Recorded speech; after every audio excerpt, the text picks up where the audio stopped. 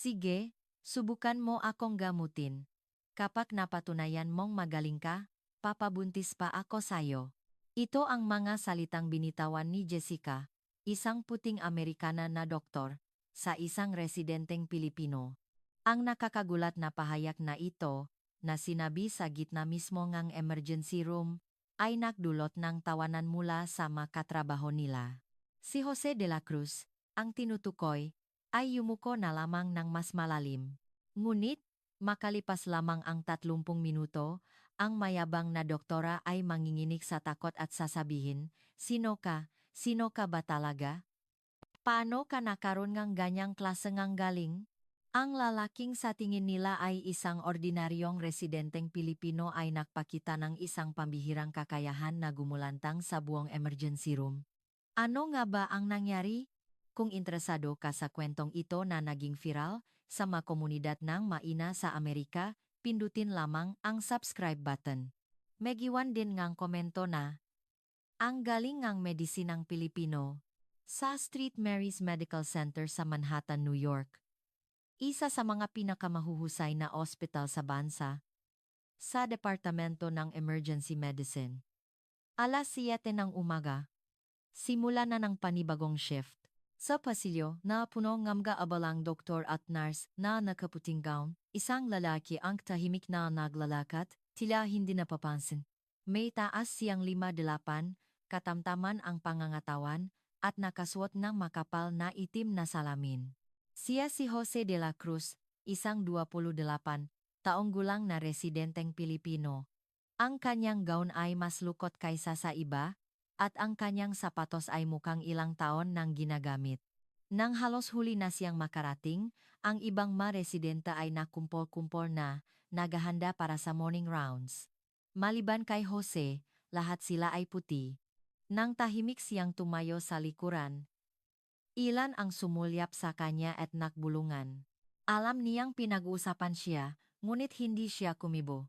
Nakatitik lang siya sa hawak niyang chart. Kasabay ngang tunog ng takong, dumating si Jessica White.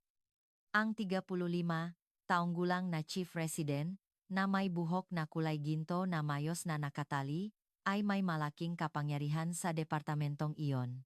Higit sa lahat, pamangkin siyang hepang departamento. Ang gown ni Jessica ay plansadong-plansado, may manipis na gintong kwintas sa kanyang lig at kumikinang na hikaw na diamante. Lahat sa kanya ay sumisigaw ng kanyang espesyal na katayuan. Pagpasok ni Jessica, agad na nagbago ang kapaligiran. Napadako ang kanyang tingin kay Jose na nakatayo sa isang sulok. Isang bahagyang ngiti ang sumilay sa kanyang malabi. Aba, nandito na pala ang ating tahimik na kaibigang Pilipino. Diniinan niya ang salitang Pilipino, na parabang ito ay isang salitang nangahulugan ng isang bagay na mababa. Ang ibang maresidente ay nakpigil ng tawa. Ano nga ulit ang pangalan mo? Masyadong karaniwan ang mga pangalan ninyong mga Pilipino, mahirap tandaan. Mahinang sumagot si Jose. Jose de la Cruz po. Ah, Jose. Pero ang Ingles mo medyo hindi pa natural. Ha?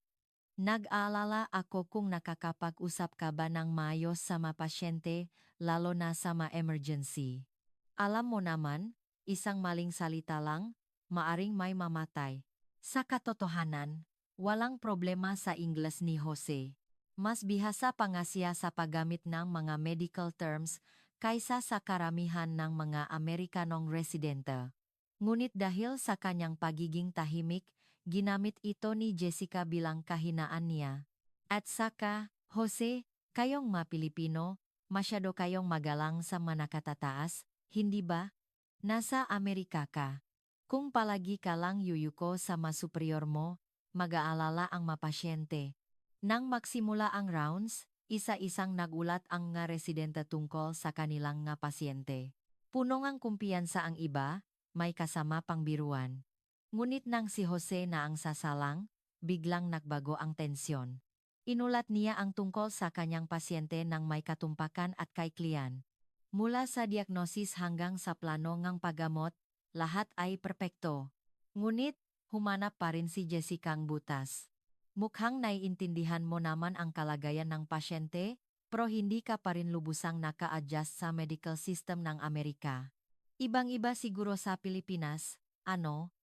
Marami pa sigurong atrasadong sistema doon. Ito ay isang malinaw na pang-iinsulto. Ngunit sumagot lamang si Jose. Magpupursigi pa po ako. Paulit-ulit itong nangyayari araw-araw. Sa oras ng tanghalian, mag-isang kumakain si Jose ng kanyang baon sa isang sulok. Ngunit kahit ito ay pinuna ni Jessica, naku, nawawalan akong gana sa amoy niyan. Nasa ospital tayo. May mga pasyente. Pwede bang iwasan mo ang pakain ng ganyang kabahong pakain? Walang imik na isinara ni Jose ang kanyang Tupperware at lumipat sa isang maliit na parke sa likod ng ospital. Umupo siya sa isang malamig na bangko at kinain ang lumamig na kanin at adobo, nang walang anumang reklamo. Mas mahirap tiisin ang mga nangyayari sa harap ng mga pasyente. Kapag puti ang pasyente, lalong lumalabas ang pagiging mapangmata ni Jessica. Huwag po kayong mag-alala. Marami po kaming magagaling na Amerikanong doktor dito. Ako na po mismo ang titingin sa inyo, hindi itong estudyanteng Pilipino. Hindi estudyante si Jose, kundi isang ganap na residente. Ngunit sinadya ni Jessica na ibaba ang kanyang katayuan. Tumango ang mga pasyente na may ginhawa, at si Jose ay umatras na lamang para gumanap ng suportang papel. Isang araw, mas direktang pang-iinsulto ang kanyang natanggap. Lahat bang lalaking Pilipino ay ganyan kaliit ngang boses? Ang bansa niyo nga, umasa lang sa tulong ng Amerika. Ano pa ang may pagmamalaki niyo? Sa tuwing naririnig niya ang mga salitang ito, kusang kumukuyom ang mga kamao ni Jose. May mainit na damdamin na naknanais kumawala mula sa kanyang dibdib, ngunit pinipigilan niya ito. Hindi nakbabago ang kanyang ekspresyon, at patuloy niyang ginagawa ang kanyang trabaho. Huwebes ng hapon, sa isang hindi gaanong abalang emergency room, nakikipagkwentuhan si Jessica sa mga nurse. Nang dumaan si Jose na nagayos nga chart, isang mapaglarong ideya ang pumasok sa isip ni Jessica. Hoy, mga te, may sasabihin akong nakakatawa sa ating tahimik na kaibigang Pilipino. Nang magpakita ngang interes ang manars, lumapit si Jessica kay Jose. Jose, mukhang masalan ka naman kumilos, ano? Nang iangat ni Jose ang kanyang mukha, isang mapanuksong ngiti ang nakapaskil sa mukha ni Jessica. Pero may isang bagay talaga akong gustong malaman. Totoo ba ang mga sismis tungkol sa inyong mga lalaking Pilipino? Naktawanan ang nurse. Nakaramdam ngang hindi maganda si Jose, ngunit hindi siya nagsalita. Lalong naging prangka si Jessica. Bilang doktor, siguro magaling ka. Pero bilang lalaki, ewan ko lang, sige, subukan mo akong gamutin. Kapag napatunayan mong magaling ka, papabuntis pa ako sayo. Biglang tumahimik ang buong emergency room.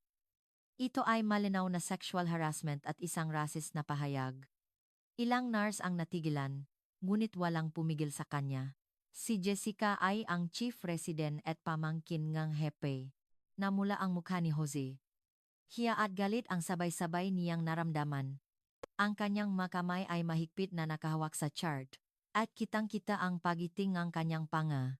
Ngunit, nanatili siyang tahimik. Uy, namumula siya. Nahihiya ka ba o nagagalit? Pero sige na, aminin mo, may ipagmamalaki ka ba? Ang malakas na tawanan ay tila mga punyal na tumusok sa tainga ni Jose. Sa sandaling iyon, iba't ibang isipan ang dumaan sa kanyang isip. Ang lahat ng kahihiyang tinis niya ay bumalik, at isang nagalap na galit ang kumulo sa kanyang dibdib. Ngunit nanatiling tikom ang bibak ni Jose. Excuse me po, ang tanging sinabi niya bago tahimik na umalis. Hay, ganyan pala talaga ang mga laking Pilipino. Walang kuwenta. Hindi man lang marunong sumagot. Nang gabing iyon, mag-isang umakyat si Jose sa rooftop ng ospital. Mula sa ika-11 palapag, maganda ang tanawin ng New York, ngunit ang kanyang puso ay malayo sa kapayapaan. Hinampas ng malamig na hangin ang kanyang mukha, at sa kanyang mga mata ay mababakas ang makahalong emosyon, galit, pagkadismaya, At higit sa lahat, malalim na kalungkutan. Ngunit kasabay nito, mayroon siyang dahilan para hindi sumuko. Kinuha ni Jose ang isang lumang litrato mula sa kanyang bulsa. Isang masayang nakangiting babae ang nasa larawan. Sandali na lang, hintayin mo ako, bulong niya. Hindi pa ito ang tamang oras. Para sa isang sikretong siya lang ang nakakalam, kailangan pa niyang magtiis. Ngunit tila ayaw na siyang paghintayin ng tadhana. Kinabukasan, isang pangyayari ang babago sa lahat. Pianas 11 na umaga. Para kay Jose, ito ang oras na babaguhin ang kanyang kapalaran, ngunit hindi pa niya ito alam. Tulad ng dati, tahimik siyang nag-ayos ng mga chart at ginagawa ang kanyang magawain. Ang emergency room ay mas abala kaysa karaniwan. May 2 pasyenteng na aksidente sa sasakyan, isang 60 anyos na lalaking inatake sa puso, at isang pulubing nawalan ng malay dahil sa kalasingan. Ang nga nurse ay abalang tumatakbo, at ang nga residente ay abala sa kani-kanilang pasyente. Si Jose naman ay tinitingnan ang kalagayan ni Aling Elena, isang 70 anyos na Pilipino-Amerikana na kanyang pasyente mula pa kagabi. Ilang araw na siyang dumadaing ng matinding sakit ng tiyan.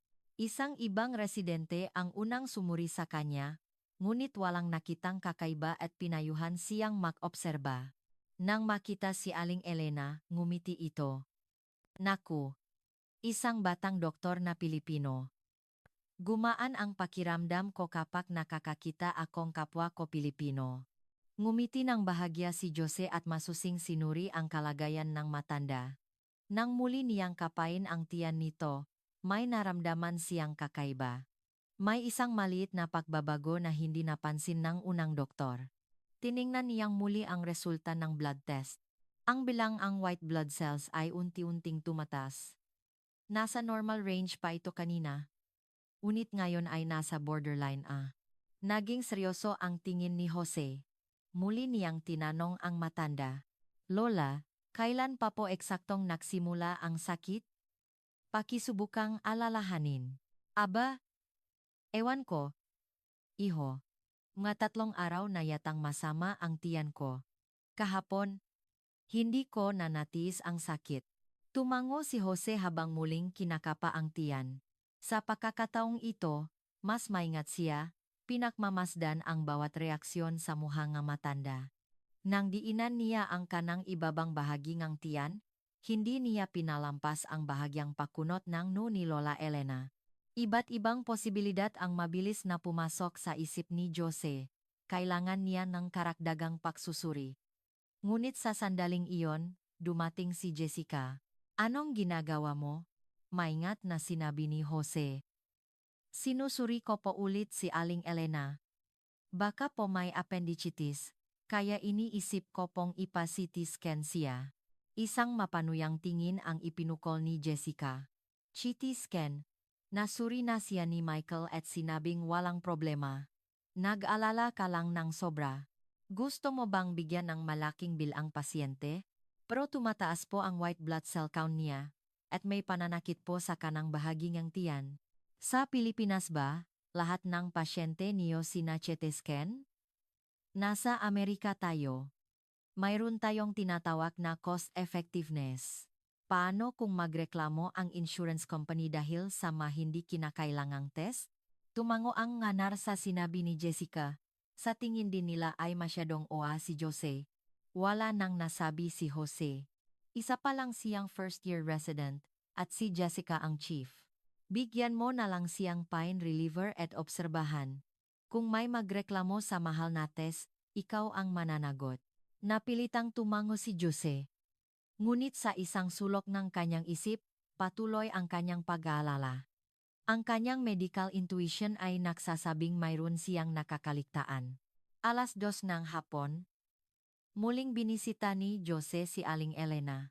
Matapos bigyan ng pain reliever, tila nabawasan ang sakit, ngunit sa mata ni Jose, may mali pa rin. Lola, kumusta po ang pakiramdam niyo? Medyo masakit pa rin, iho, pero mas mabuti na kaysa kanina. Muling kinapa ni Jose ang tiyan. Dahil sa gamot, nabawasan ang sakit, ngunit matigas pa rin ang tiyan. At tila bahagyang tumataas ang temperatura ng matanda. Dumaan si Michael at tinukso si Jose. Hindi mo pa rin iniwanan yang matandang yan? Sabi ni Jessica. Obserbahan lang. Huwag kang oa. Tumango lang si Jose. Ngunit patuloy ang kanyang kaba. Naalala niya ang isang katulad na kaso sa Pilipinas. Ang appendicitis sa mga matatanda ay madalas na hindi malinaw ang mga sintomas at maring mauwi sa peritonitis kung mapabayaan. Alas 4 ng hapon, habang inaasikaso ni Jose ang ibang pasyente, biglang nakaroon ng kaguluhan. Yung pasyente dito, hindi maganda ang kalagayan. Sigaw ng isang nurse. Nang tumakbo si Jose, nakita niya si Aling Elena. Maputla ang matanda, pinagpapawisan niya malami. Bumaksak ang kanyang blood pressure at bumilis ang tibok ng puso. Lola! Lola! Ngunit halos wala ng malay ang matanda. Kumabo ng malakas ang dibdib ni Jose. Ang pinakamasamang inaasahan niya ay nangyayari na. Tumakbo si Jessica. Anong nangyari? Bakit biglang nakaganyan? Pumutok po yata ang appendix niya. Nagiging peritonitis na. Kailangan na siyang dalhin sa operating room ngayon din. Sabi ni Jose. Halatang nataranta si Jessica. Wala siyang gaanong karanasan sa pagdiagnosing appendicitis, lalo na sa mga matatanda. Impossible.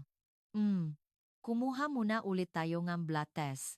Wala na pong oras, kailangan na siyang i-CT scan at ihanda para sa operasyon. May pakaapurahan sa boses ni Jose. Ngunit nag-aalangan pa rin si Jessica.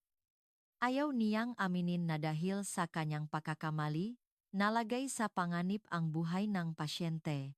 Inuutusan mo ba ako? Sino ka para utusan ako?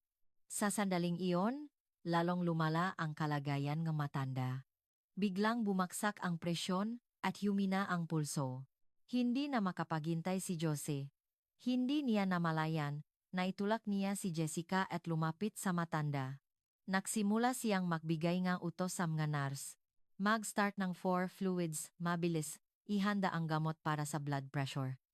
At itanong niyo sa operating room kung handa sila para sa emergency surgery. Ang mga nurse ay likas na sumunod sa matatak na utos ni Jose. Lahat ay nagulat sa kanyang kilos, na ibang-iba sa dati niyang katahimikan. Sumigaw si Jessica. Anong ginagawa mo? Ako ang chief dito. Ngunit hindi pinansin ni Jose si Jessica at patuloy na inasikaso ang matanda. Ang kanyang makilos ay tumpak at ang kanyang pagpapasya ay mabilis. Para siyang naging ibang tao. Maaari na bang CT scan gayong? Tumango ang radiologic technologist. Pwede na po ngayon. Lola, huwag po kayong mag-alala. Nandito po ako. May pambihirang kumpiyansa sa boses ni Jose, na parang sanay na siya sa ganitong sitwasyon. Hinawakan ng mahigpit ng matanda ang kamay ni Jose. Lumabas ang resulta ang CT scan. Gaya ang inaasahan, pumutok ang appendix at nagsisimula na ang peritonitis. Tama ang diagnosis ni Jose. Namutla si Jessica. Dahil sa kanyang pagkakamali, nalagay sa bingit ng kamatayan ang pasyente, ngunit ayaw pa rin niyang aminin. Hindi ito inaasahan. Mahirap talagang i-diagnose ang matatandang pasyente. Ngunit ang tingin ng ibang doktor at nurse sa paligid ay nagbago na. Alam nilang lahat na tama si Jose mula pa sa simula. Habang inihahatid ang matanda sa operating room, napabuntong hininga si Jose.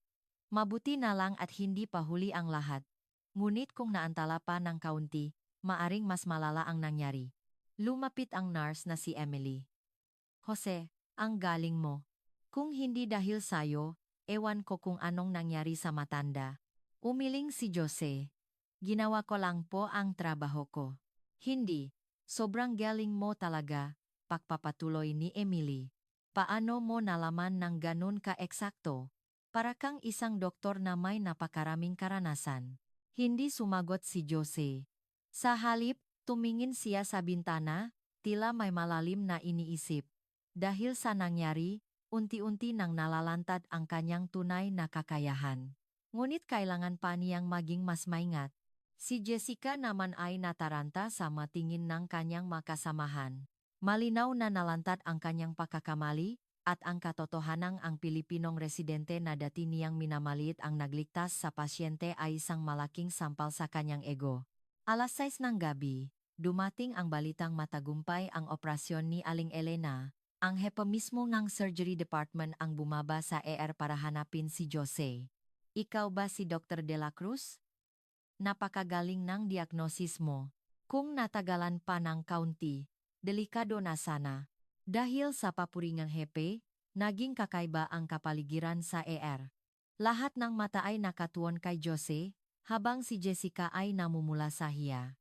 Tahimik pa ring sumagot si Jose. Mabuti na lang po at hindi pa huli ang lahat. Ngunit sa kanyang isipan, makahalong emosyon ang kanyang nararamdaman. Ang kanyang tinatagong galing ay unti-unti nang lumalabas. Ngunit ito ay simula pa lamang. Pagkatapos ng shift, mag-isang nakaupo si Jose sa cafeteria. Pakiramdam niya ay napakahaba nga araw na iyon. Lumapit si Michael at umupo sa tabi niya. Jose, ang galing mo kanina. Prangka, nagulat ako. Tumingin si Jose. Ito ang unang beses na kinausap siya ni Michael ng ganito. Talaga bang medical student ka lang sa Pilipinas? Parang iba ka. Saglit na nagalinlangan si Jose. Ngunit pumalik din sa dati niyang tahimik na ekspresyon. Sinwerte lang po. Naktura si Michael, ngunit hindi na naktanong pa. Ngunit halatang mayroon siyang hinala. Nang gabing iyon, muli na namang umakyat si Jose sa rooftop. Alam niyang dahil sa nangyari, unti-unti nang mabubunyag ang kanyang pagkatao. Hindi na niya ito may tatago ng tuluyan. Muli niyang kinuha ang litrato mula sa kanyang bulsa. Ang babay sa larawan ay masaya pa ring nakangiti. Pasensya na, mukhang mapapaagayata. Umihip ang hangin at ginulo ang kanyang buhok. Simula bukas, tiyak na magbabago na ang lahat. Ang nangyari ngayon ang magiging simula ng kanyang tunay na kwento.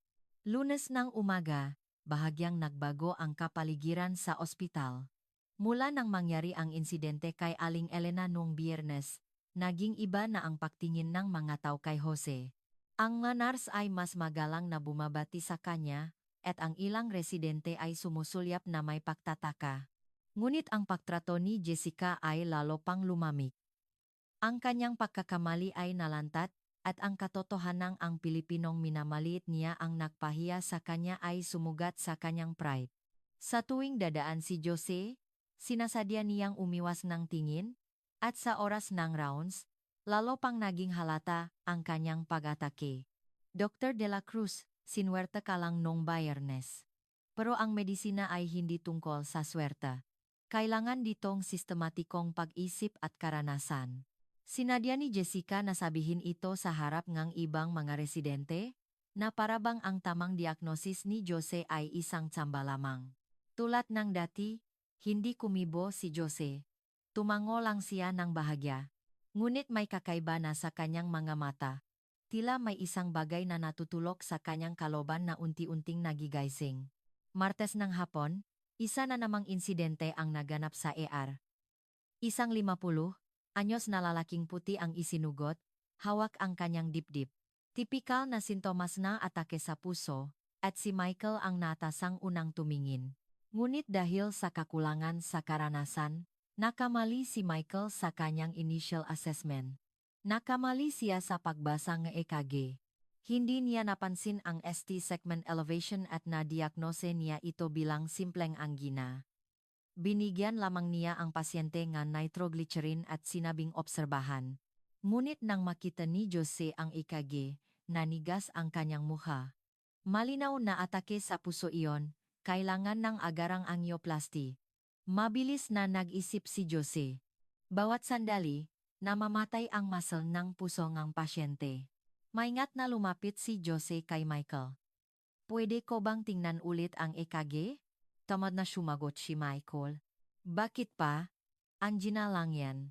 Bigyan mo ng nitro at obserbahan. Ngunit hindi sumuko si Jose. Buhay ngang pasyente ang nakataya. Muli niyang tiningnan ang EKG. malinaw ang ST elevation sa F2 at F3 leads. Siguradong anterior wall MI ito. Michael, mukhang atake sa puso ito. Kailangan na siyang dalhin sa cath lab ngayon din. Nainis si Michael. Sino ka para sabihan ako sa diagnosis ko? Marunong din akong makbasa ng EKG. Sa sandaling iyon, biglang lumala ang kalagayan ng pasyente. Nawalan ito ngang malay at bumagsak. Nakumpisa na siyang maksizure. Lahat ay nangyari sa isang iglap. Kumilos si Jose batay sa kanyang instinct. Agad siyang lumapit sa pasyente at sinimulan ang CPR. Ang kanyang mga kamay ay tumpak. Ang lalim at bilis ang kanyang pag-compress ay perpekto. Para siyang isang taong ginawa na ito ng libu-libong beses. Ihanda ang defibrillator. Epinephrine, 1 miligram. Utos ni Jose sa mga nurse. Ang kanyang boses ay puno ng kumpiyansa at autoridad. Automatikong sumunod ang mga nurse. Matapos ang isang shock, bumalik ang ritmo ng puso ng pasyente. Agad na tumawag si Jose sa cardiac catheterization lab at nagutos na ihanda ito para sa emergency angioplasty. Lahat ng proseso ay tuloy-tuloy. Ang mga nanonood ay hindi makapaniwala. Hindi nila akalain na ang tahimik na si Jose ay kayang humawak ng emergency situation ng ganun kahusay. Ang kanyang galing sa CPR ay nasa level ng isang espesyalista. Huling dumating si Jessica. Anong nangyari? Nataranta si Michael. Biglang bumaksak ang pasyente. Si Jose ang nag-first aid. Kumunot ang noni Jessica. Muli na namang sumingit si Jose sa isang kritikal na sandali at nagligtasing buhay. At ito ay para takpan ang pagkakamali ni Michael. Matapos mailipat ang pasyente sa cath lab, naging kakaiba ang kapaligiran. Lahat ay nakatingin kay Jose. Ang galing na ipinakita ng isang ordinaryong first-year resident ay hindi kapanipaniwala. Jose, ang galing mo talaga, bulong ni Emily. Ang perpektong ng CPR mo, para kang isang eksperto. Muli, tahimik na sumagot si Jose. Nag-aral lang po akong mabuti sa eskwelahan. Umiling si Emily. Hindi, iba iyon. Ang kilos mo, ang pagpapasya mo, lahat ay parang sa isang doktor na may napakaraming karanasan. Sigurado ka bang sa Pilipinas, medical student ka lang? Bago pa makasagot si Jose, sumingit si Jessica. Emily, huwag mong masyadong purihin. Ginawa lang niya kung ano ang nasa libro. Walang espesyal doon. Ngunit ang tingin ng mataw ay tiyak na nagbago na. Ito na ang pangalawang beses. Masyado ng tumpak at mahusay, para masabing tsamba lang. Sumunod na araw, isa pang kritikal na kaso ang dumating. Isang 30 anyos na buntis ang isinugot, 36 linggo na, at biglang nagsimulang magdugo. Kailangang bigyan ng paunang lunas sa air bago dumating ang OB-GYN. Si Jessica ang humawak sa kaso, ngunit kulang siya sa karanasan sa obstetric emergency. Hindi niya matukoy ang dahilan placenta previa ba, abruption, o iba pa. Nasa tabi si Jose, nakmamasid. Nang makita niya ang tiyan ng pasyente, tumalim ang kanyang tingin. Base sa kortangang matris, katigasan nito, at hitsurang dugo, pinaghihinalaan niya ang placental abruption. Isang napakadelikadong sitwasyon. Ang placental abruption ay naglalagay sa panganiban ng buhay ng ina at sanggol. Maaring kailanganin ng emergency C-section. Ngunit nag-alangan pa rin si Jessica. Maingat na lumapit si Jose. Nasisip niyo po ba ang posibilidad na placental abruption? Mataray na sumagot si Jessica. Ako ba ang OB-GYN specialist? Huwag kang magbigay ng diagnosis. Ngunit sa sandaling iyon, lalong lumala ang kalagayan ng pasyente. Dumami ang dugo at bumaksak ang blood pressure. Naging erratic din ang heart rate ng sanggol. Hindi na nakatiis si Jose. Itinulak niya si Jessica at lumapit sa pasyente. Nurse, tawagan ang OB-GYN resident na yon din. Sabihin sa OR na mahanda para sa emergency C-section. At mahanda ang dugo para sa transfusion. Ang mga utos ni Jose ay tumpak at mabilis. Sumunod ang mga nurse. Sinubukan ni Jessica na tumutol, ngunit masyado ng kritikal ang sitwasyon. Ginawa ni Jose ang lahat para istabilis ang pasyente. 4. Fluids. Oxygen. Continuous monitoring. Pepekto Nepapang siya ay isang OB-GYN specialist. Makalipas ang 10 minuto, dumating ang OB-GYN resident. Nang makita niya ang sitwasyon, agad niyang iniutos na ilipat ang pasyente sa OR. Pinuri niya ang tumpak na diagnosis at paunang lunas ni Jose. Sino ang nag-asikaso sa kanya kanina? Napakahusay. Kung natagalan pa ng kaunti, delikado na sana. Lahat ng mata ay napunta kay Jose. Ito na ang pangatlong beses. Hindi na ito maaring maging tsamba. Ang kanyang galing ay malinaw na higit sa isang first-year resident. Namutla si Jessica. Paulit-ulit na tinatakpan ni Jose ang kanyang mga pagkakamali. Hindi na niya ito maaring ituring na swerte lang. Huwebes ang tanghali, nagsimula nang kumalat ang sismis tungkol kay Jose. May kakaiba kay Jose. Sobra siyang galing. Medical student lang ba talaga siya sa Pilipinas? Direktang tinanong ni Michael si Jose. Jose, magsabi kang totoo. Med student ka lang ba talaga sa Pilipinas? Parang napakarami mong karanasan. Nag-alinlangan si Jose. Mahirap nang itago ng tuluyan. Ngunit hindi pa oras para sabihin ang lahat. Medyo marami lang po akong karanasan sa Pilipinas. Isang malabong sagot, ngunit naramdaman ni Michael na may mas malaking sikreto. Ngunit hindi na siya nagtanong pa. Nang gabing iyon, pinuntahan ni Jessica ang kanyang tiyuhin, si Dr. Thompson, sa opisina nito. Hindi na niya maaring palampasin si Jose. Ramdam niya na nanganib ang kanyang posisyon. Tito, tungkol po sa Pilipinong resident na si Jose de la Cruz, may kakaiba po sa kanya. Masyado siyang magaling, nakakapagduda. Nakpakitang interes si Dr. Thompson. Kakaiba? Opo. Sunod-sunod niyang nahawakan ng perpekto ang mga mahihirap na kaso. Hindi po iyon kaya ngang isang first-year resident. Baka po pinapakan niya ang kanyang credentials. Napaisip si Dr. Thompson. Sa katunayan, nakarinig na siya ng magagandang bagay tungkol kay Jose. Pinuri siya nga pengang surgery, at maganda rin daw ang reputasyon niya sa mga nurse. Ngunit may punto rin si Jessica. Sige, titingnan ko. Nakangiti si Jessica. Sa wakas, malalaman na kung sino si Jose. At kung may problema, maari niya itong mapaalis sa ospital. Ngunit hindi niya alam kung gaano kasorpresa ang malalaman niya at na malapit nang mabunyak ang lahat. Biyernes ng umaga, isang mahalagang pulong ang nagaganap sa opisina ni Dr. Thompson. Batay sa hiling ni Jessica, inimbestigahan ang background ni Jose, ngunit ang resulta ay malayong malayo sa inaasahan ni Jessica. Sinuri ko ulit ang makapapeles ni Jose de la Cruz, at lahat ay mayos.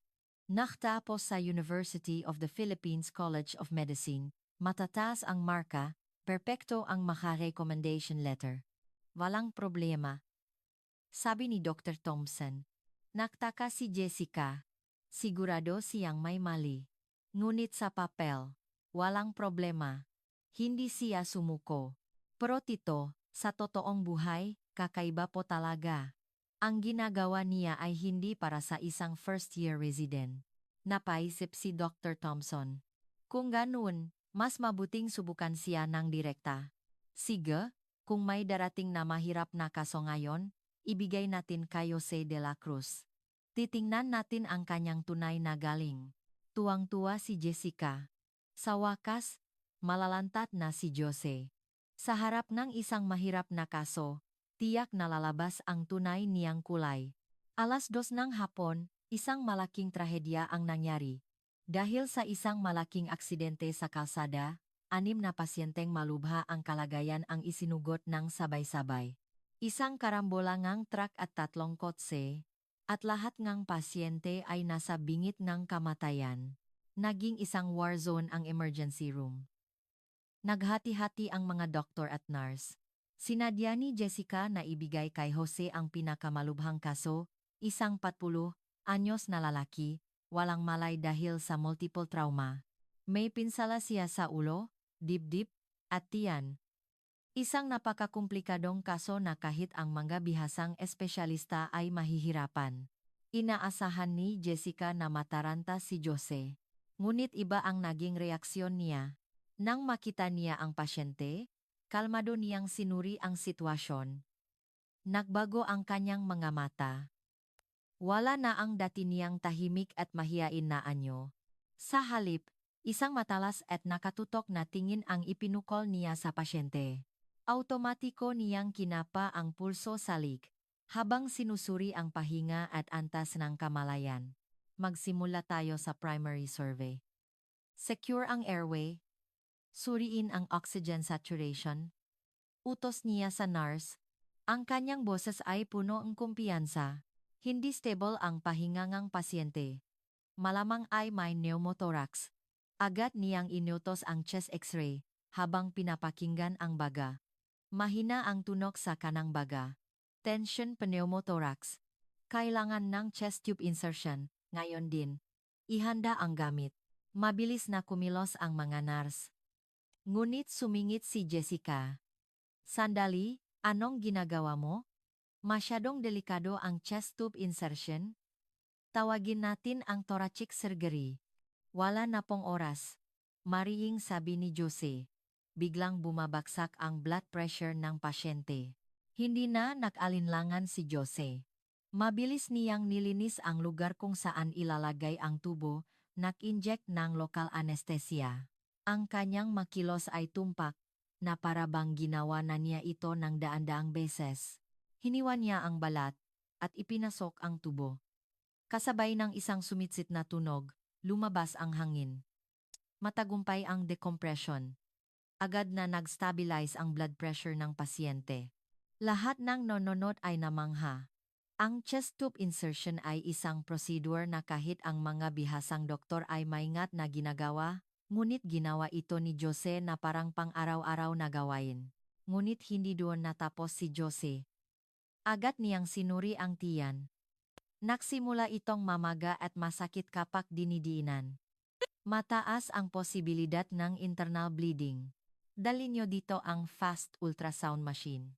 Ang fast, focused assessment with sonography for trauma, ay isang mabilis na paraan para makita kung may dugo sa tiyan, ngunit kailangan din nito ng sapat na kasanayan. Mahusay na minanyobra ni Jose ang probe. Sinuri niya ang iba't ibang bahagi ng tiyan. May nakita siyang libreng likido sa loob ng tiyan. Siguradong may internal bleeding. May internal bleeding. Ihanda ang OR para sa emergency surgery. Kasabay nito, nag-utos din siyang mahanda ng dugo para sa transfusion. Pinapanot ni Dr. Thompson ang lahat. Hindi niya maitago ang kanyang pagkamangha. Imposibleng magawa ngang isang first-year resident ang perpektong pag-asikaso sa isang multiple trauma patient. Sa huli, sinuri ni Jose ang pinsala sa ulo. Walang senyales ng pagdurugo sa utak, ngunit tiyak na may concussion. Nang matapos ang lahat ng pagsusuri at paunang lunas, stable na ang pasyente nang dalhin sa OR. Nailigtas ang kanyang buhay dahil sa mabilis at tumpak na pagpapasya ni Jose. Nang tumahimik ang air, lahat ng mata ay nakatuon kay Jose. Hindi sila makapaniwala sa nangyari. Ang tahimik na Pilipinong residente ay nagpakitang galing na pang-espesyalista. Lumapit si Dr. Thompson. Dr. De La Cruz, napakahusay. Ngunit paano mo nagawa ang chest tube insertion ng ganun kahusay? Nag-alinlangan si Jose. Hindi na niya ito may tatago. Medyo marami lang po akong karanasan sa Pilipinas. Medyo marami? Ang ipinakita mo ay nangangailangan ng hindi bababa sa 10 taong karanasan. Magsabi ka ngang totoo. Hindi na ubra ang mga malabong sagot. Lahat ay nakatingin sa kanya. Hindi pinalampas ni Jessica ang pagkakataon. Tama po tito, may tinatago siya. Hindi po yon kaya ng isang first-year resident. Biglang nakaroon ng kaguluhan sa pasukan ng air. Isa pang emergency patient ang dumating. Pasyenteng inatake sa puso at huminto na ang paktibok. Sino ang hahawak? Tanong ni Dr. Thompson. Lahat ng tingin ay napunta kay Jose. Dahil sa ipinakita niyang galing, natural na sa kanya umasa ang lahat. Ngunit mas komplikado ang kasong ito. Nag-alinlangan si Jose. Ngunit buhay ng pasyente ang nakataya. Hindi na siya maaring mag-atubili. Ako na po. Mula sa sandaling iyon, naging ibang tao si Jose. Wala na ang dati niyang tahimik na anyo. Ang kanyang nga mata ay matalas, ang kanyang nga kilos ay tumpak. Para siyang isang doktor na sinanay sa gitna ng digmaan. Habang ipinagpapatuloy ang CPR, mabilis niyang sinuri ang kalagayan. Ventricular fibrillation. Kailangan ng defibrillation. Lumayo ang lahat. Mag-shock ako. Matapos ang unang shock, walang pagbabago. Agad siyang nag-utos ngang gamot. Epinephrine. Amiodarone. Perpekto ang kanyang pagpili at dosis. Matapos ang pangalawang shock, tumibok na muli ang puso ng pasyente. Lahat ay nakahinga ng maluwag. Ngunit hindi doon tumigil si Jose. Ipinagpatuloy niya ang pag-aasikaso hanggang sa tuluyang maging stable ang pasyente.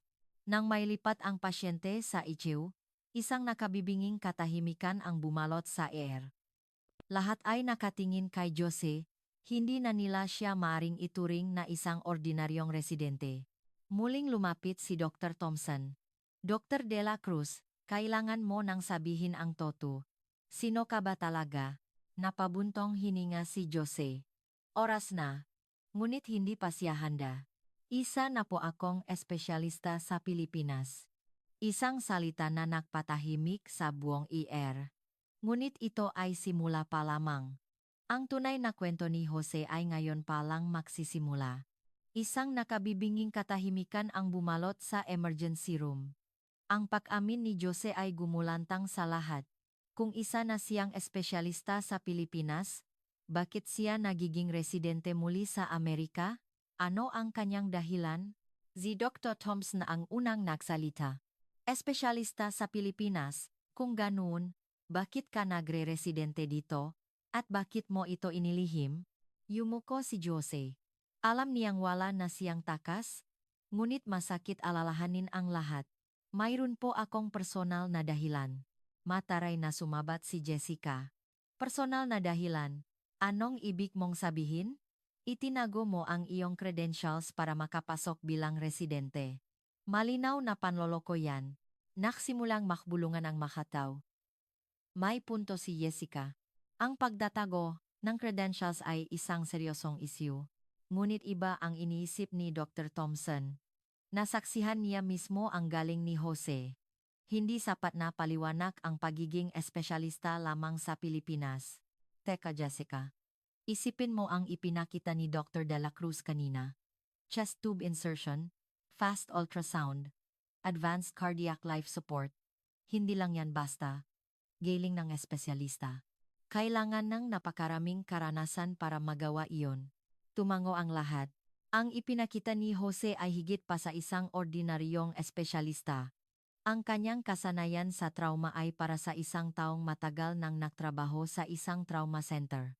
Dr. De La Cruz, pakiusap, sabihin mo ang totoo. Ano ang trabaho mo sa Pilipinas? Kinuha ni Jose ang lumang litrato mula sa kanyang bulsa. Nang makita niya ang masayang babae sa larawan, nagsimulang mamo ang luha sa kanyang mamata. Oras na para sabihin ang katotohanan.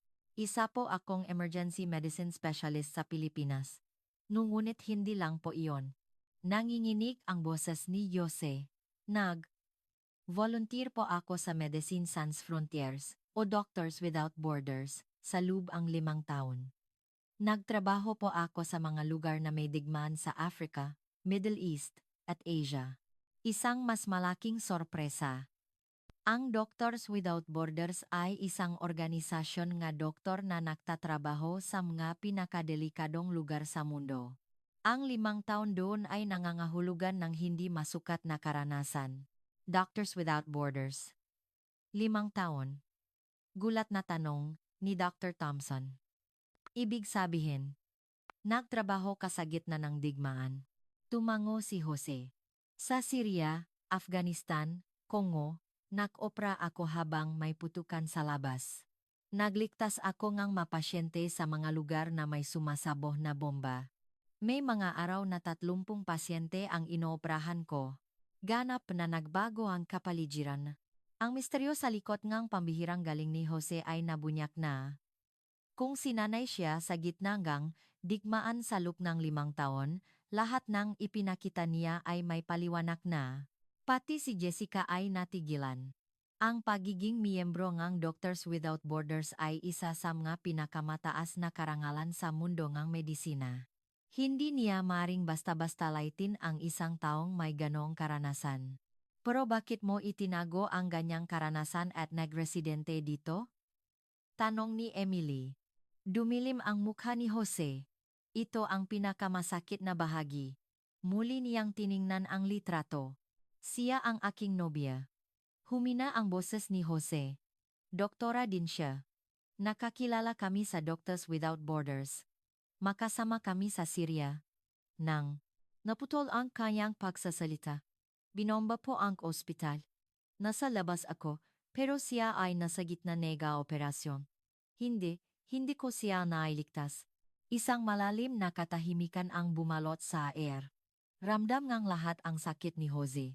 Ang pait ng pakawalangang isang minamahal. Mula nun, hindi ko na kayang maging doktor. Sa tuwing nakakakita ako ng pasyente, naalala ko siya. Sa tuwing papasok ako sa operating room, bumabalik ang alaala ng araw na iyon. Nagpatuloy si Jose. Kaya umuwi ako sa Pilipinas at huminto sa pagiging doktor. 1 taon akong walang ginawa. Ngunit ang nga huling salita niya ay hindi maalis sa isip ko. Ano ang sinabi niya? Tanong ni Dr. Thompson. Huwag kang susuko sa pagiging doktor. Magligtas ka pa ngang mas maraming tao. Kaya sinubukan kong magsimula muli. Ngunit hindi na ako ang dating ako.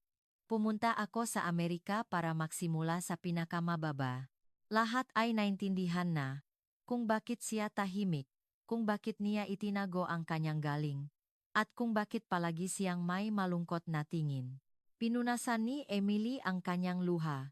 Kaya pala. Pasensya na. Hindi namin alam. Ngunit si Jessica ay hirap pa ring tanggapin ang lahat. Ngayon niya napagtanto kung gaano kalupit ang naging pagtrato niya, lalo na ang sexual harassment na sinabi niya. 1 taong nagdurusa dahil sa trauma at pakawala nang minamahal ang kanyang binastos. Lumapit si Dr. Thompson. Dr. De La Cruz, o dapat kong sabihin, Dr. Jose. Napakabuti mong tao. Kahit sa gitna ng ganyang kasakitan, pinili mo pa ring bumalik sa pagiging doktor. Hinahangaan kita. Umiling si Jose. Hindi pa po ako ang dating ako. Madalas pa rin po akong natatakot. Natatakot na baka may mamatay na namang pasyente, na baka makamali na naman ako. Ngunit tingnan mo ang mga pasyenteng iniligtas mo ngayon. Kung hindi dahil sa iyong galing at karanasan, wala na sana sila. Sa sandaling iyon, nagkaroon ang kaguluhan sa pasukan. Dumating ang mga pamilya ng mga pasyenteng ginamot ni Jose, ang apo ni Aling Elena, ang asawa ng pasyenteng inatake sa puso, ang asawa ng buntis. Lahat sila ay nagpunta para magpasalamat. Dok, salamat po. Iniligtas niyo po ang lola ko. Kung hindi po dahil sa inyo, hindi ko alam kung anong mangyayari sa asawa ko. Habang buhay po naming tatanawin na utang na loob ito. Sa mga salita ng pasasalamat, muling namuo ang luha sa mata ni Jose. Para sa mga sandaling ito, kaya siya bumalik sa pagiging doktor. Para tuparin ang huling habilin ng kaniyang nobya. Ang maglitas ng mas maraming tao. Pinanot ni Jessica ang lahat at nakaramdam siyang matinding hiya. Ngayon niya nakita kung gaano siya naging makitit mag-isip. Sinubukan niyang lumapit kay Jose, ngunit hindi niya may hakbang ang kanyang mapaa. Nakpasya, si Dr. Thompson. Dr. Jose, mula ngayon, kikilalanin na namin ang iyong tunay na credentials. Bilang isang veterano ng Doctors Without Borders, nararapat kang bigyan ng pinakamataas na paggalang. Ngunit umiling si Jose. Hindi po. Gusto ko pa ring manatili bilang isang residente. Marami pa po akong kailangang matutunan, lalo na ang pakikipag-usap sa mga pasyente. Lahat ay humanga sa kanyang kababaang loob. Nang gabing iyon, muling umakyat si Jose sa rooftop. Ngunit hindi na siya nag-isa. Kasama niya sina Emily, Michael, at iba pang manars. Sila ay lubos na humahanga sa kanya. Jose, simula ngayon, rerespetuhin ka na namin ng tama. Pasensya na talaga sa lahat, sinserong sabi ni Michael. Ngumiti si Jose. Isang tunay na ngiti. Sa unang pagkakataon sa mahabang panahon. Okay lang. Ako rin. Pasensya na kung hindi ako naging tapat mula sa simula. Umihip ang hangin.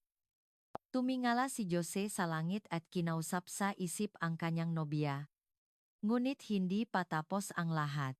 Si Jessica ay hirap pa ring tanggapin ang katotohanan, at isang mas malaking pagsubok ang naghihintay. Magtagumpay kaya si Jose na tuluyang malampasan ang kanyang nakaraan?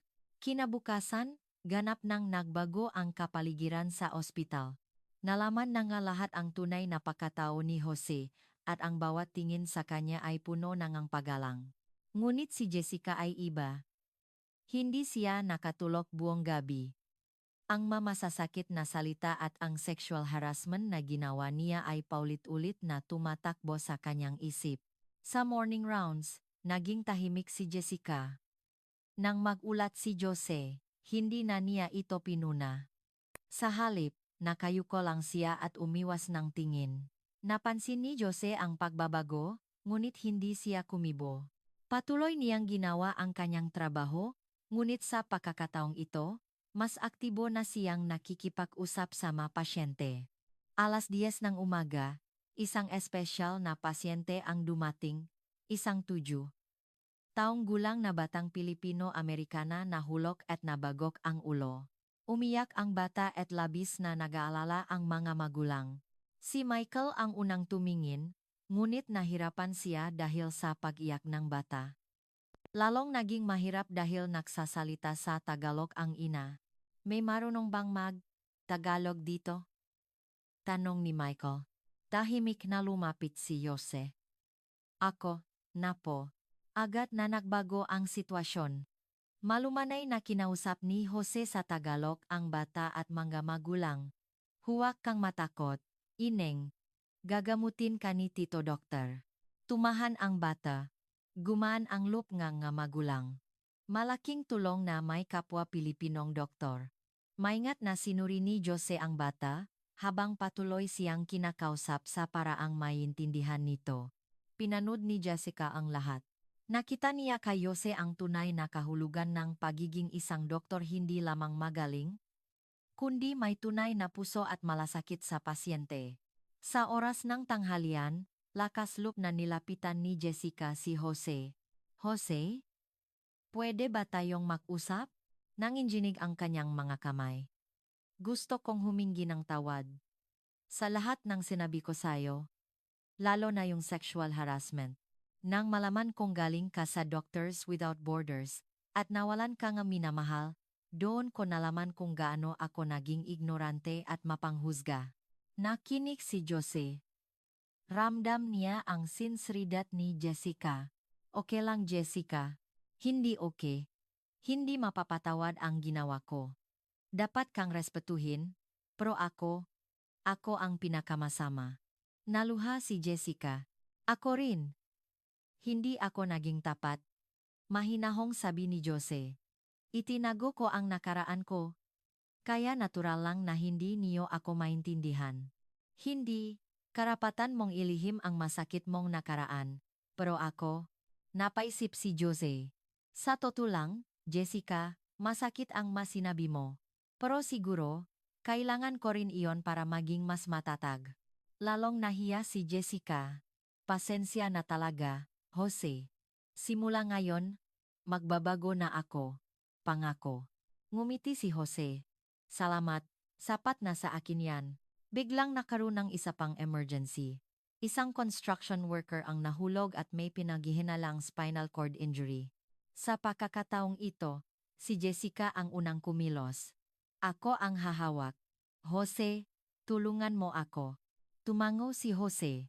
Makasama nilang ginamot ang pasyente. Buong kababaang loop na tinanggap ni Jessica ang mga payo ni Jose, at ibinahagi naman ni Jose ang kanyang kaalaman. Nang maging stable ang pasyente, taos-pusong nagpasalamat si Jessica. Kung wala ka, mahihirapan ako. Salamat. Ang lahat ng nakasaksi ay naantig. Nakita nila ang pagsilangang isang tunay na samahan. Nang gabing iyon, muling kinausap ni Jessica si Jose. Jose, gusto ko talagang magbago. Gusto kong maging isang tunay na doktor tulad mo. Sa totoo lang, umasa lang ako sa posisyon ngang tiyuhin ko. Pero nang makita kita, nalaman ko kung ano ang tunay na galing. Isang taos-pusong pag-amin. Gusto ko ring magtrabaho sa mga lugar tulad ng Doctors Without Borders. Paano ko gagawin yun? Nagulat si Jose. Mahirap po iyon. Mapanganib, kailangan mong iwan ang lahat. Handa ako. Gusto kong tumulong sa mataong tunay na nangangailangan, tulad mo. Nakita ni Jose ang determinasyon ni Jessica. Sige, sabay tayong mahanda. Tutulungan kita. Gumaan ang mukha ni Jessica. Salamat, Jose. Nang gabing iyon, makasama silang nag-usap hanggang gabi. Ikinuwento ni Jose ang kanyang nga karanasan, at seryosong nakinig si Jessica. Ang dating kawe ay isa ng tunay na kasama. Ngunit hindi pa ito natatapos ang lahat. Isang mas malaking pagsubok ang darating, at haharapin ni Jose ang kanyang pinakamalaking takot. Isang linggo ang lumipas, at ang samahan nina Jose at Jessica ay naging alamat sa AR. Ngunit may isang bagay pa ring hindi malampasan ni Jose, ang pumasok sa operating room. Ang alaala ng pambobomba, ang pakawalan ng kanyang nobya sa loob ng OR, ay sariwa pa rin. Martes ang hapon, isang pasyenteng na aksidente sa motor ang isinugot. May malaking sugat sa tiyan at nangangailangan ng agarang operasyon. Perpektong nagawa ni Jose ang paunang lunas, ngunit abala ang surgery team. Dr. Jose, pwede ka bang umakyat sa OR at tumulong? Hiling ang hepeng surgery. Namutla si Jose. Sa salitang operating room pa lang, nanlamig na ang kanyang makamay. Bumalik ang lahat ng alaala. Kailangan ko pong bantayan ang ibang pasyente dito sa AR, magalang niyang pagtanggi. Napansin ni Jessica ang pagbabago kay Jose. Alam niyang may malalim na trauma. Matagumpay na naoprahan ang pasyente, ngunit buong araw na malungkot si Jose. Nahihiya siya na hindi pa niya kayang lampasan ang kanyang nakaraan. Muli siyang umakyat sa rooftop. Natatakot pa rin ako, bulong niya. Sumunod pala si Jessica. Jose, ayos ka lang ba? Ikinuwento ni Jose ang nangyari sa Syria. Ang pambobomba. Ang paguho ng air. Ang huling sandali ng kanyang nobya na sinubukang iligtas ang isang batang pasyente. Hinawakan ni Jessica ang kamay ni Jose. Sobrang sakit niyan para solohin. Pero Jose, isipin mo ang huling habilin niya.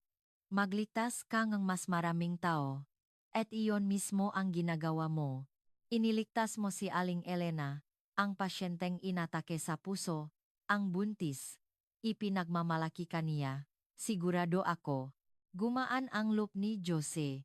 Biglang tumunok ang kanyang beeper. Isang malaking sunok, at maraming biktima ang paparating. Nakmadali silang bumalik. Isa sa mga pasyente ay may malubhang sunok at kailangan ng agarang operasyon. Ngunit abala ang surgeon on duty. Dr. Jose, baka pwede niyo pong gawin? Mungkahingang isang nurse.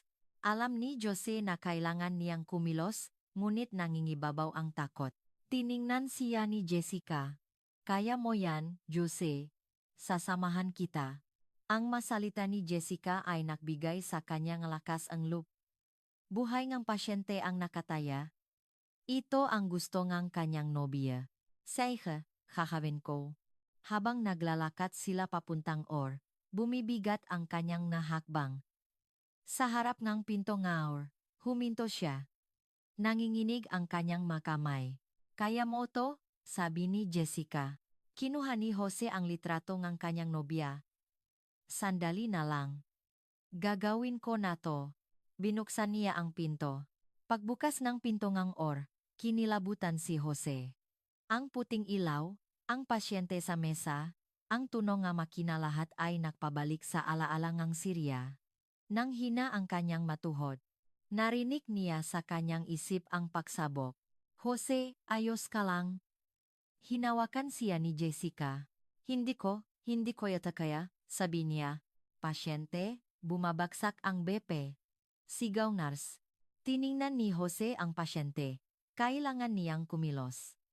Ngunit nang isuswot na niya ang surgical gown, bumalik ang imahe ng duguan at malamig na katawan ng kanyang nobya.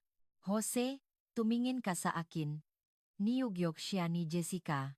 Wala ka sa Syria. Ligtas ka dito. At nandito ako. Sinabi niya sa'yo na iligtas mo ang mga pasyente. Uyon ang trabaho ni isang doktor. Tumango si Jose. Tama si Jessica. Huminga siya ng malalim at isinuot ang gown. Sa simula, nanginginig ang kanyang mga kamay. Ngunit habang tumatagal ang operasyon, unti-unting bumabalik ang kanyang dating galing. Ang lahat ng natutunan niya sa Doctors Without Borders ay bumalik. Sa kalagitnaan ng operasyon, isang problema ang lumitaw. Biglang bumaksak ang blood pressure ng pasyente at huminto ang puso. Cardiac arrest. Habang nag-CPR, muling bumalik ang alaala ng kanyang nobya. Ang pakiramdam ng kawalang ng pag-asa. Jose, mag-focus ka! Sigaw ni Jessica. Nalilito si Jose sa pagitan ng nakaraan at kasalukuyan. Ang mukha ng pasyente ay nagiging mukha ng kanyang nobya. Hindi pwedeng may mamatay na naman. Jose, gumising ka, sigaw ni Jessica. Ang pasyenteng ito, kaya mong iligtas. Ang sigaw ni Jessica ang nakpabalik sa kanya sa realidad. Muli siyang nag-focus sa CPR. Sa pagkakataong ito, walang pag-alinlangan.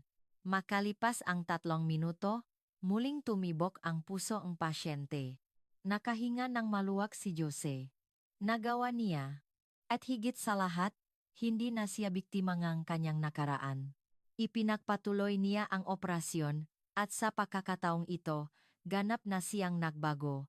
Nakatutok lamang sa kasalukuyang pasyente. Matapos ang 4 na oras na operasyon, naramdaman ni Jose na tuluyan na niyang nalampasan ang kanyang trauma. Ang ay hindi na nakakatakot. Ang alaala ng kanyang nobya ay hindi na masakit, kundi isang mainit na inspirasyon. Sa labas, umiyak na nagpasalamat ang pamilya ng pasyente. Dok, salamat po sa pagligtas sa tatay namin. Naluha rin si Jose. Para sa mga sandaling ito, kaya siya muling naging doktor. Ang galing mo, sabi ni Jessica. Ganap ka ng nakbago. Tumango si Jose. Oh, siguradong masaya na siya ngayon. Nang gabing iyon, sa rooftop, ipinagdiwang nila kasama ang kanilang mga kasamahan. Huling tiningnan ni Jose ang litrato. Salamat. Dahil sa'yo, nakapagsimula ako muli. Makakapagligtas na ako nga mas marami pang tao. 3 buwan ang lumipas, sabay na nag-apply sina Jose at Jessica sa Doctors Without Borders. Handa nang iwan ni Jessica ang lahat para maging isang tunay na doktor. Sa huling araw ni Jose, lahat ng taga-air ay nagpaalam sa kanya. Ang kanyang kwento ay nagbigay inspirasyon sa lahat. Habang papalayo, lumingon si Jose. Sa ospital na ito, muli siyang isinilang bilang isang tunay na doktor. At higit sa lahat, matutupad na niya ang huling habiling ng kanyang minamahal. 6 na buwan ang lumipas, sa isang maliit na nayon sa Afrika, makasamang nanggagamot sina Jose at Jessica. Isang gabi, habang nakatingin sa mabituin, tinanong ni Jessica, nagsisisi ka ba? Ngumiti si Jose. Hindi. Ito ang dapat kong gawin. At alam kong ipinagmamalaki niya ako. Biglang may tumawa. May emergency. Mabilis silang tumayo. Ang mga hakbang ni Jose ay puno ng kumpiyansa. Wala ng takot. Sige, subukan mo akong gamutin. Papabuntis pa ako sayo. Ang dating mapanlait na salita ay mayroon ng bagong kahulugan. Ang tunay na doktor na si Jose ay nagligtas ng ang hindi mabilang na buhay, at sa proseso, natakpuan niya ang tunay na pagmamahal at pagkakaibigan. Ang kwento na nagsimula sa diskriminasyon ay isa ng mensahe ngang pag-asa, na ang isang pusong sugatan ay kayang bumangon muli. Tapos na ang kwento ni Jose sa ospital, ngunit ang kanyang tunay na buhay ay ngayon pa lang nagsisimula. Ang huling habilin ng kanyang nobya ay patuloy na nabubuhay sa kanyang puso. Huwag kang susuko sa pagiging doktor. Magligtas ka pa ngang mas maraming tao. At ang pangakong iyon ay patuloy niyang tinutupad. At tutuparin habang buhay. Salamat sa panunod ng mahabang video na ito. Mag-subscribe para sa mas marami pang kwento ng pambihirang doktor. Magandang araw sa inyo.